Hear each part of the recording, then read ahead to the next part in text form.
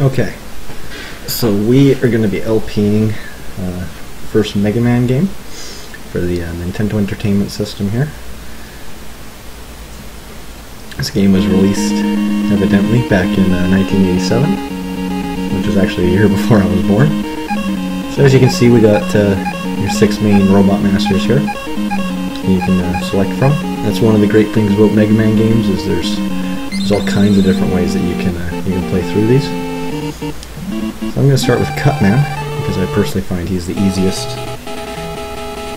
guy to beat the first time through. There's this game is kind of lopsided in the difficulty of the Robot Masters. You have 3 really simple guys to beat: Cutman, Gutsman, and Bombman. I honestly never have any trouble with them at all.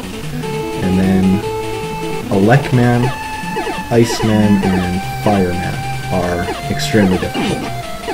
Iceman's the most difficult in my opinion. This is all going on the basis of who to defeat first. And if you try and beat those last 3 with your Mega Buster, you will fail the majority of the time, unless you're really stinking good. Which, it does happen, but I've only done it like once or twice.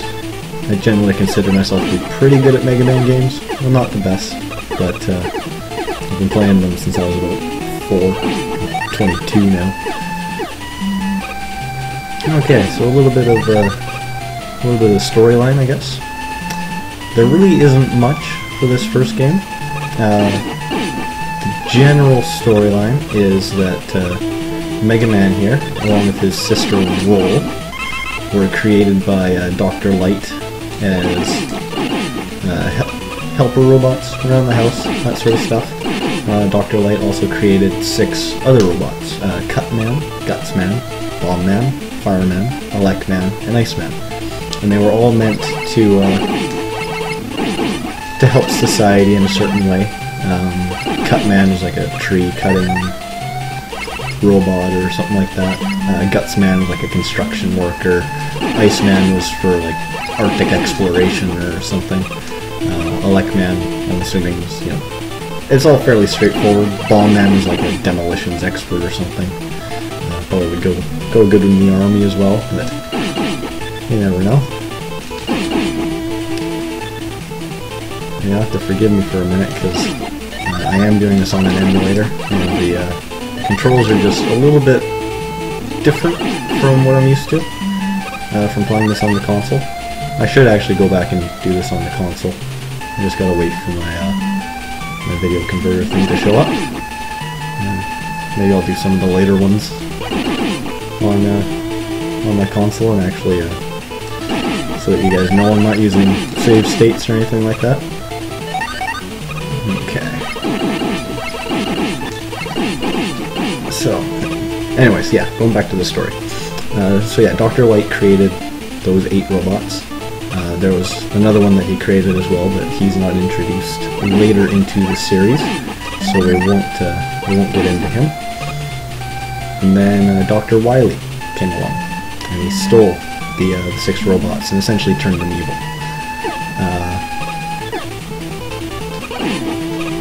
Yeah, that's basically it. He turned them evil. He set them out to like destroying this. Oh crap!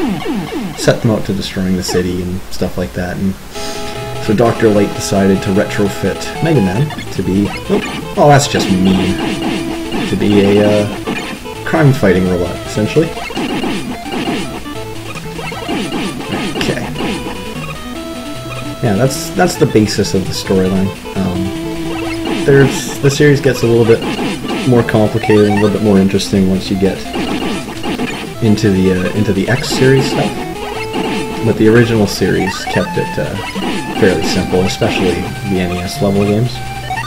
Wasn't really a lot of room for massive storyline in a game like this, to be honest. So, okay. Now, to be honest, this Mega Man, in my opinion, is the hardest one.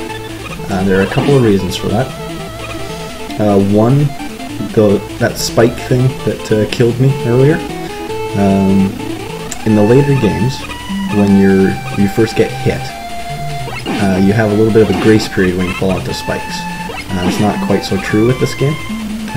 It's really unforgiving with the one-hit kill spikes there.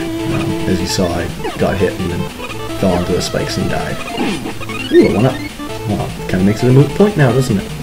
Just try not to die here. I'm not even gonna bother with you. Okay.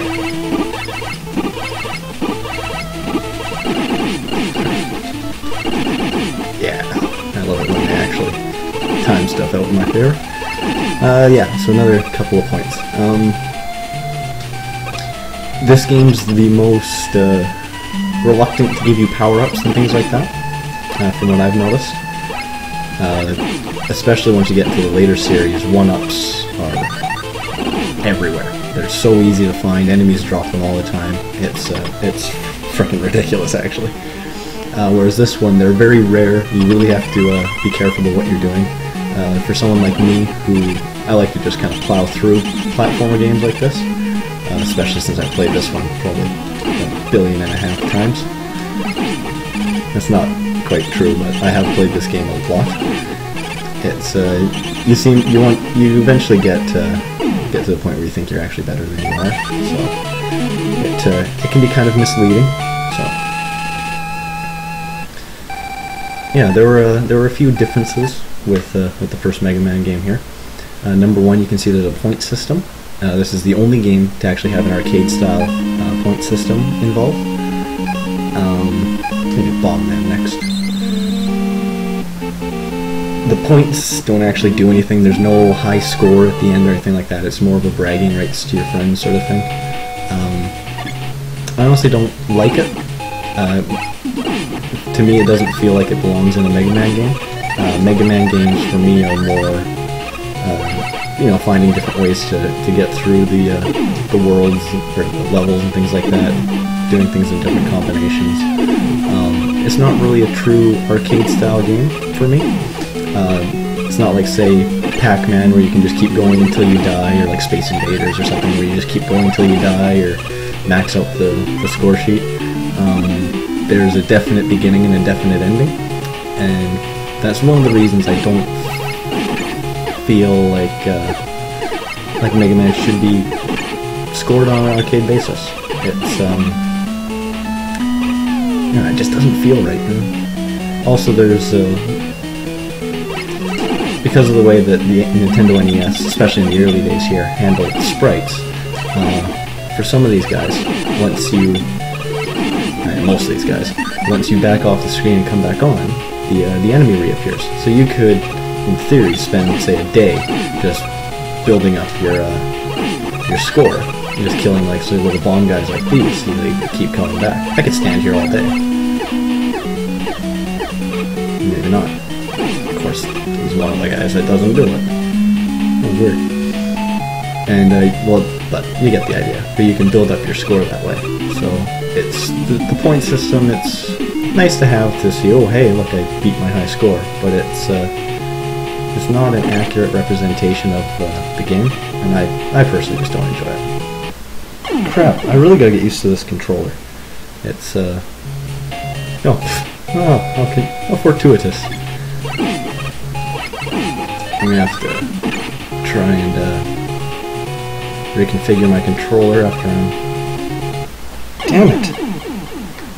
I'm done this video here, because it's not responding quite the way I like it to. I gotta think that through. There we go. It's taking a couple of seconds to respond. It's throwing off some of my jumps.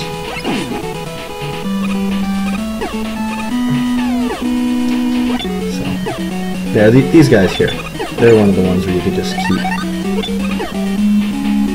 keep waiting for them to come on the screen and then keep shooting them.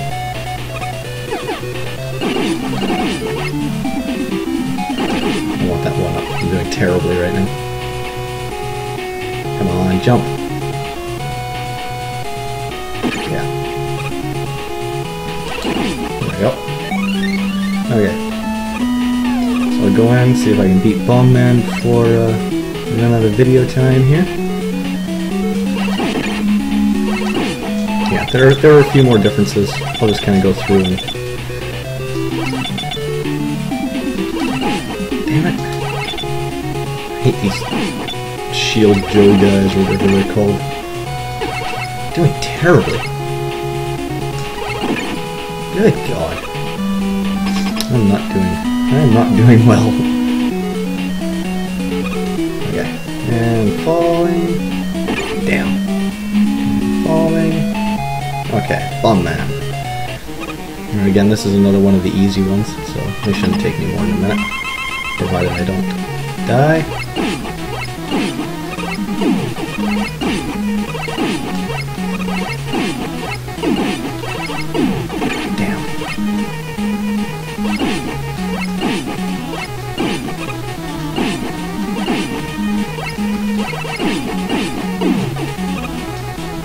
Oh, thank God. Okay, yeah, so in the next video I'll do Gutsman and possibly, well, I guess Iceman. But I'll cover a few more of the things they've changed here. Yeah, so that's the very first level, well, first video. I think that's it for now.